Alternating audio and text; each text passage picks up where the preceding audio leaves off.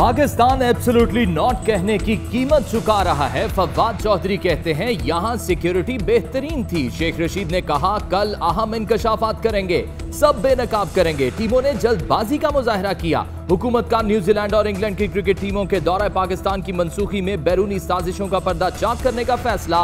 वजीर आजम इमरान खान की सीनियर वुज़रा से मुशावरत। वजीर दाखिला शेख रशीद और वजीर इत्तलात फवाद चौधरी को हक़ाइक़ दुनिया के सामने लाने की हिदायत कर दी। वुज़रा प्रेस कॉन्फ्रेंस में फेक अकाउंट से ईमेल्स, फेक न्यूज समेत तमाम हक़ाइक़ सामने लाएंगे।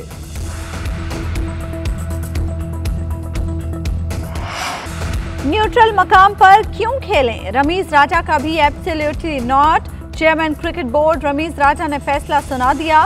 वर्चुअल प्रेस कॉन्फ्रेंस में कहा इंग्लैंड का फैसला मुतवक्के था, बदकिस्मती से मगरबी ब्लॉक इकट्ठा हो गया है। इस तरह ब्लॉक बनाकर रोका गया तो हम भी आगे चलकर किसी का लिहाज नहीं करेंगे। रमीज राजा का एशियाई ब्लॉक बनाने का ऐलान। कहा ऑस्ट्रेलिया भी पर तोल रहा है, हमारी जानिब से मुखालिफिन का मुकाबला करने और कोई रियायत ना देने का आज़म है। हम भी वहां तक जाएंगे जहां तक हमारा फायदा है। पाकिस्तान हर तरह की सयाहत, कारोबार और खेलों के लिए महफूज मुल्क है। आलमी शराकतदारों के साथ खित्ते में फ़रोग़ अमन के लिए पुरअज़्म है। आर्मी चीफ कहते हैं अफ़गान अवाम के बेहतर मुस्तक़बिल के लिए कोशिशें जारी रखेंगे।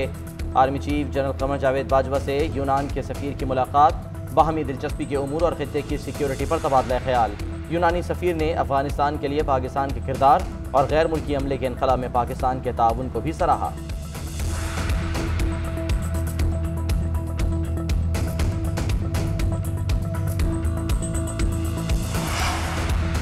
हमें तालिबान को वक्त देना चाहिए। अफगानिस्तान में जामे हुकूमत बनने की तवक्को है। अगर ऐसा ना हुआ तो वहां सिविल वॉर का खदशा है। वजीर आजम इमरान खान कहते हैं तालिबान ने कहा है कि वो मरहलावार ख़वातीन को कौमी धारे में शामिल करेंगे। ये भी तवक्को है कि तालिबान ख़वातीन को तालीम हासिल करने की इजाज़त देंगे। अफगानिस्तान के देही माहौल को मजहब से नहीं जोड़ना चाहिए। इस्लाम में ख़वातीन के हुकूक को अहमियत दी गई है। सबको साथ लेकर चलने में ही सबका मुफाद है। इस वक्त कोई नहीं कह सकता अफगानिस्तान किस सौंफ में जाएगा। 40 साल की जंग का खात्मा हो रहा है। अफगान अवाम का ख्याल करना होगा। सबसे बड़ी परेशानी ये है कि पड़ोसी मुल्क में इंसानी बहरान ना जन्म ले।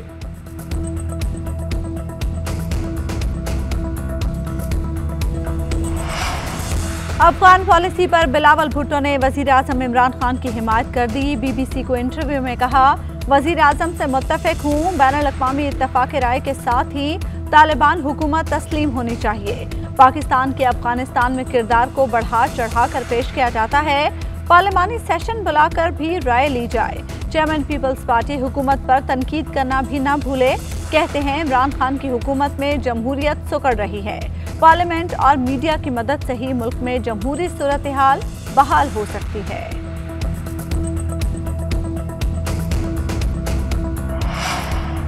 Avenfield reference. नवाज शरीफ से 8 मिलियन पाउंड की बरामदगी के लिए कार्रवाई का आगाज। नैब लाहौर ने नवाज शरीफ की जायदादें नीलाम करने के लिए डिप्टी कमिश्नर्स को मरासले लिख दिए। मुताल्लिक़ा अफसरान को काबिल फ़रोख्त जायदाद की तफसीलात से भी आगाह कर दिया गया। एवनफील्ड रेफरेंस में साबिक़ वज़ीर आज़म को 10 साल कैद के साथ 8 मिलियन पाउंड जुर्माने की सज़ा हुई थी।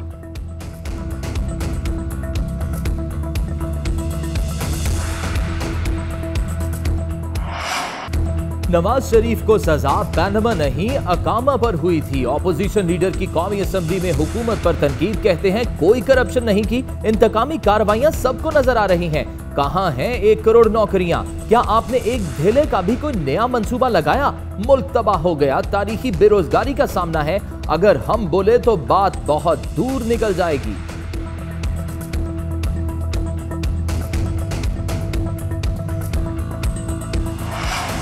कौमी असम्बली के इजलास में हुकूमती और अपोजिशन अरकान में गर्मा गर्मी। ख्वाजा आसिफ के बयान पर शीरी मजारी बरहम। कहा ख्वाजा आसिफ कुछ तो शर्म और हया करें, अपोजिशन लीडर को भी खरी खरी सुना दी।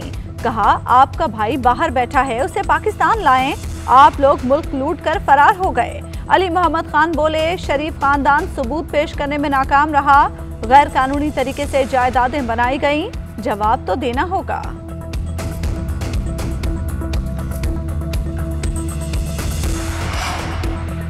अगला इलेक्शन हम जीतेंगे। अब हुकूमत वोट चोरी नहीं कर सकती। मरियम नवाज की हुकूमत पर कड़ी तनकीद। कहती हैं हुकूमत के पोल खुल रहे हैं, इसलिए इलेक्शन कमीशन पर हमला आवर है। अगर नून लीग ने थोड़ी सी कमजोरी दिखाई तो ये हम पर चढ़ दौड़ेंगे। तहरीक इंसाफ की हुकूमत धांधली करके दोबारा इक़्तिदार में आना चाहती है। मुस्लिम लीग नून कितनी बड़ी ताकत है इसका अंदाज़ा दुश्मनों और हुकूमत को बखूबी है। हमजा शहबाज बोले, नाअहल हुकूमत की इंतकामी कार्रवाइयों का हर वार नाकाम हो चुका है।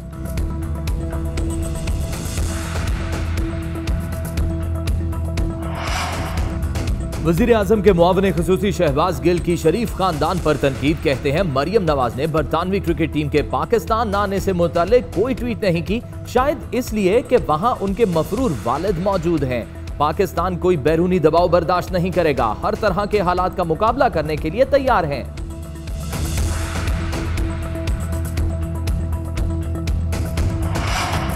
कोरोना वैक्सीन लगवाएं वरना पाबंदियों के लिए तैयार हो जाएं। एनसीओसी ने खबरदार कर दिया, वैक्सीन ना लगवाने वाले अगले माह से कई सहूलियात से महरूम हो जाएंगे। 1 अक्टूबर से फजाई सफर नहीं कर सकेंगे। शादी की तकरीबात और शॉपिंग मॉल्स में जाने पर पाबंदी होगी। होटल्स और गेस्ट हाउसेस में रहने की इजाजत भी नहीं मिलेगी।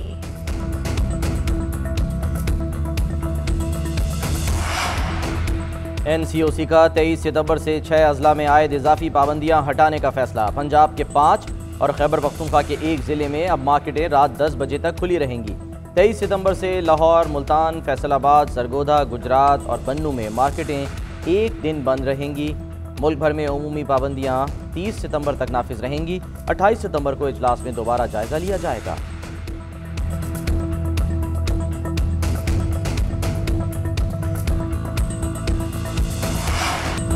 पंजाब के मुख्तलिफ शहरों में मूसलाधार बारिश। लाहौर, फैसलाबाद, गुजरांवाला और बहावलपुर समेत सूबे के मुतादिद शहरों में बादल खूब बरसे। लाहौर में बारिश से नशेबी इलाके तालाब बन गए। शहरियों को शदीद मुश्किलात का सामना। नौशहरा विरकां अस्पताल में पानी जमा। मुख्तलिफ इलाकों में बिजली बंद रही। इस्लामाबाद और रावलपिंडी में बादल बरस पड़े। महकमा मौसमियात की जुमेरात तक वक्फे वक्फे से बारिश की पेशगोई।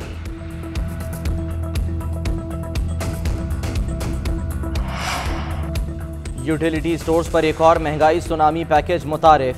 कपड़े धोने वाले साबुन की कीमत में 22 रुपये, नहाने वाले साबुन की कीमत में 10 रुपये इजाफा। टिशू पेपर की कीमत 13 रुपये तक बढ़ गई। टॉयलेट क्लीनर 7 रुपये, ग्लास क्लीनर 12 रुपये महंगा हो गया। खाने की क्रीम 10 रुपये महंगी हो गई। कीमतों में इजाफे का नोटिफिकेशन जारी। मुल्क में घी की कीमतों में 10 रुपये फी किलो कमी का ऐलान कर दिया गया।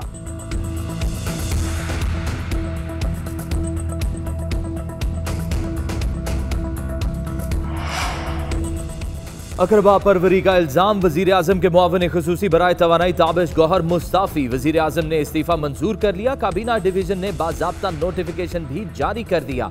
वजीर आजम ताबिश गौहर की कारकर्दगी से गैर मुतमईन थे। हमाद अजहर ने गुज़िश्ता रोज वजीर आजम से मुलाकात में ताबिश गौहर के हवाले से तहफ़्फ़ुज़ात का इजहार किया था।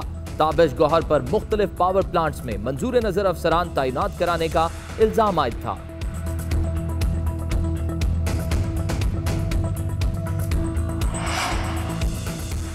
अपोजिशन के इलेक्ट्रॉनिक वोटिंग मशीन पर एतराज़ात। कौमी असम्बली के इजलास से पहले अयाज सादिक, नवीद कमर और शाहिदा अख्तर अली पर मुश्तमिल कमेटी की स्पीकर से मुलाकात। रहनुमाओं ने तहफ़्फ़ुज़ात से आगाह किया।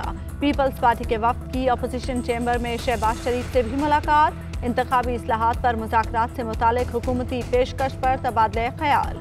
शहरी रहमान ने कहा, हुकूमत सिर्फ EVM और वोटिंग पर मुज़ाकरात क्यों चाहती है?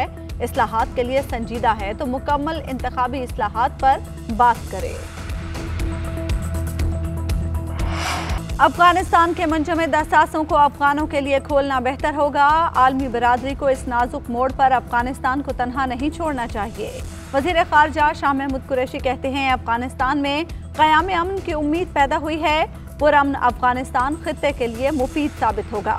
पाकिस्तान ने अफगानिस्तान से शहरियों और सिफारती अमले के इनखला में मदद की। अफगानिस्तान में सूरत हाल कशीदा हुई तो पाकिस्तान ज़्यादा मुतासिर होगा। अगर भारत अमन चाहता है तो कश्मीरियों पर मजालिम बंद करे।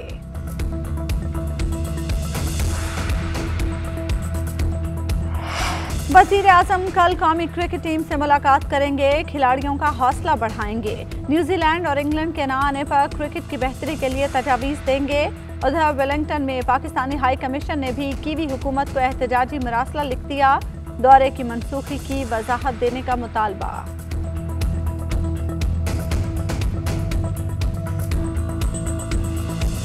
गाएगी दुनिया गीत मेरे, सुरों की मलिका ने अपनी मधुर आवाज से साबित कर दिखाया। जो भी गाया कमाल गाया। अजीम फनकारा मैडम नूरजहां का आज यौम पैदाइश। मैडम नूरजहां ने फिल्मों में गुलकारी के साथ साथ अदाकारी के जौहर भी दिखाए।